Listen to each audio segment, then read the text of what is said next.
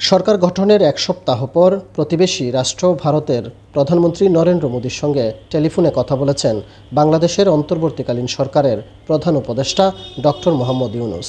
এ সময় দুজনের মধ্যে বেশ কিছু বিষয় নিয়ে আলোচনা হয়। প্রথম অবস্থায় দুই রাষ্ট্রপ্রধানের মধ্যে আলোচনার বিষয়টি সামাজিক যোগাযোগ মাধ্যম এক্সে শেয়ার করেন নরেন্দ্র মোদী।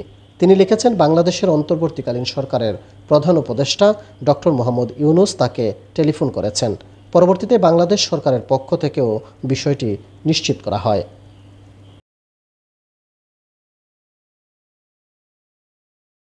ডক্টর মোহাম্মদ ইউনূস ও নরেন্দ্র মোদী ফোনালাপে বিদ্যমান পরিস্থিতি নিয়ে মতবিনিময় করেছেন। পারস্পরিক স্বার্থ সংশ্লিষ্ট বিষয় নিয়েও আলোচনা করেছেন। এ সময় মোদী একটি গণতান্ত্রিক, স্থিতিশীল, শান্তিপূর্ণ ও প্রগতিশীল বাংলাদেশের প্রতি ভারতের সমর্থন পুনর্ব্যক্ত করেন। বিভিন্ন উন্নয়ন উদ্যোগের মাধ্যমে বাংলাদেশের জনগণকে সমর্থন করার জন্য ভারতের প্রতিশ্রুতির উপর জোর দিয়েছেন তিনি।